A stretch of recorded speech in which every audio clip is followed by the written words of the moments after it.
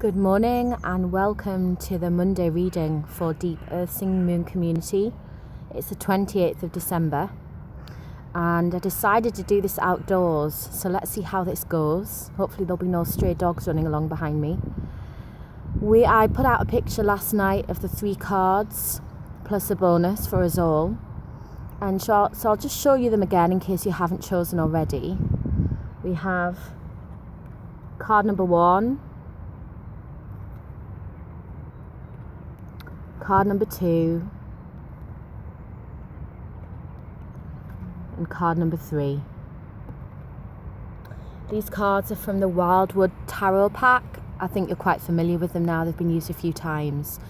And I haven't looked at these cards prior to this recording. They've been sat in my room on an altar with my some sacred objects overnight. So, first card then. First card is the Seer.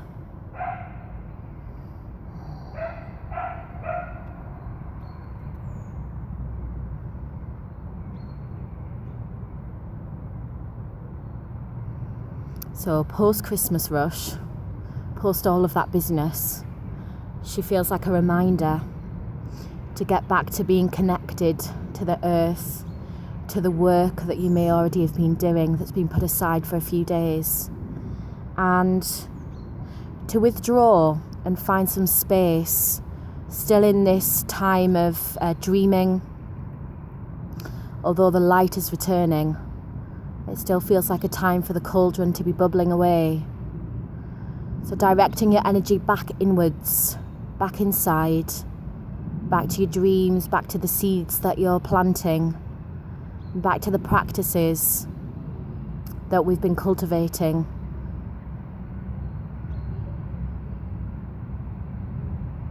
She's got a very full bowl in front of her. There may be some feelings there that need to be coming. Things that need to be reflected upon from the last little while of time, when there's been lots of connections, family visits and festivities, and perhaps things that need to integrate after all that time with family and loved ones.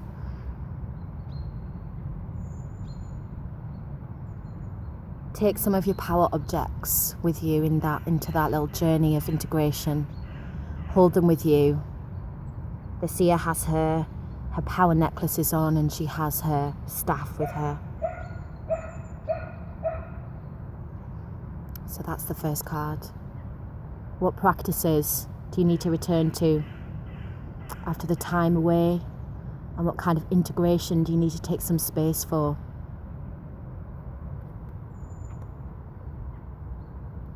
Card number 2, the Shaman. Ooh.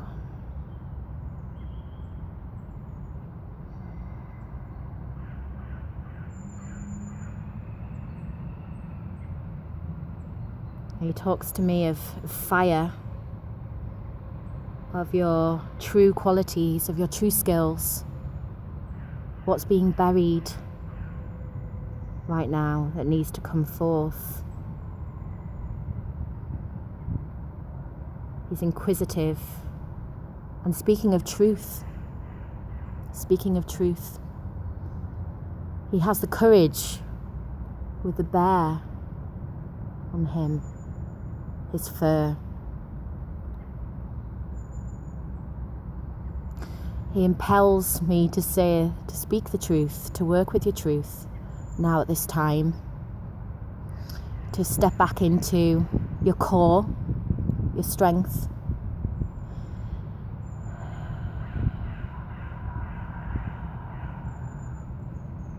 and to feel what needs to move, to step more into that space of truth, what needs to be communicated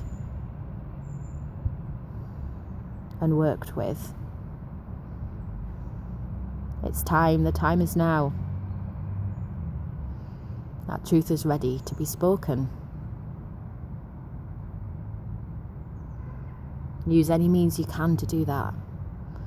There's a lot of creativity and energy in this picture.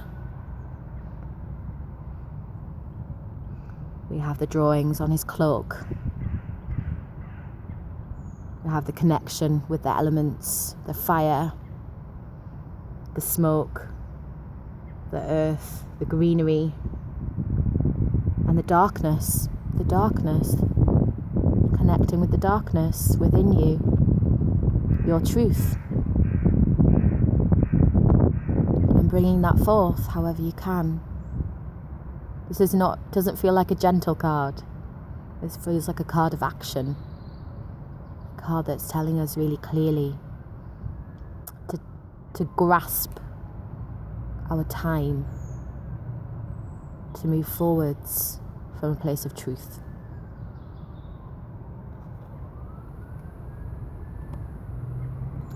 Card number 3 is upside down. It's the ancestor.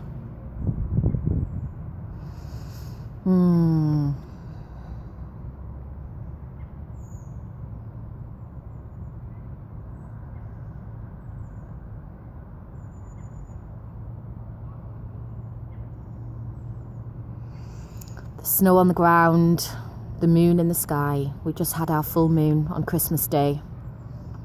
What are you working with in this full moon? What are you releasing?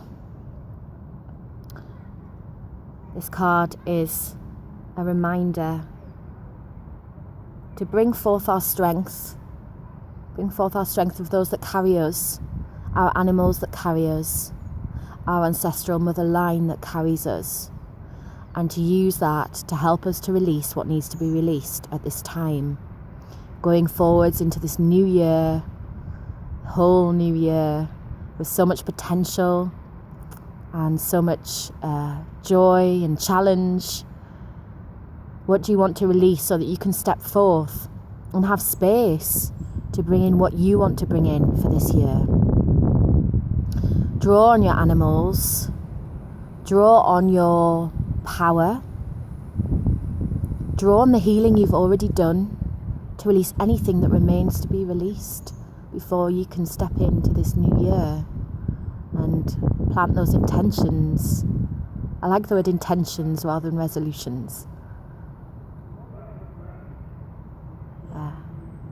The ancestor feels like a really strong reminder to step forward strongly, step forward having let go of that which needs to be let go of, so that we have freedom and space to bring our intentions forth, using the moon to help us and guide us.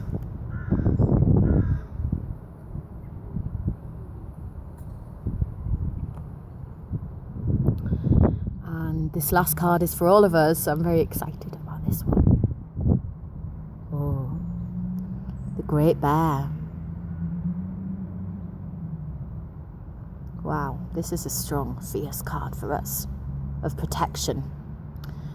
We have the protection in all of this work. We are held.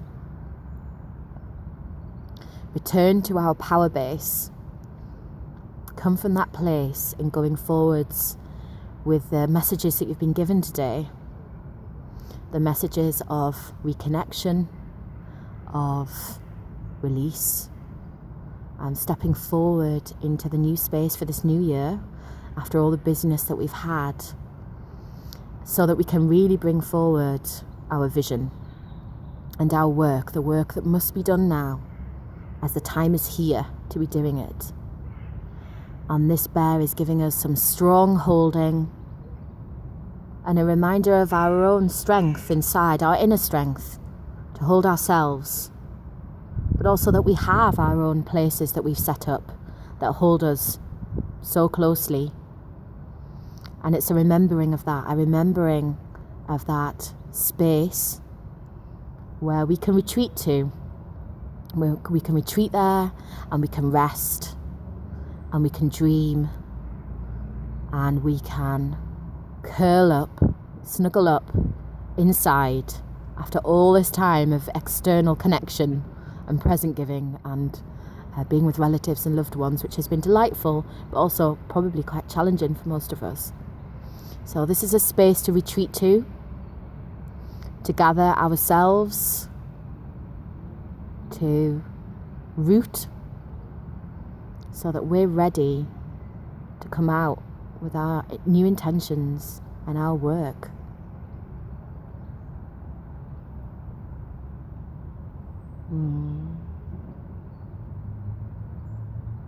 A real portal to be stepping from to move on to the next level of your journey, of your healing, of your work.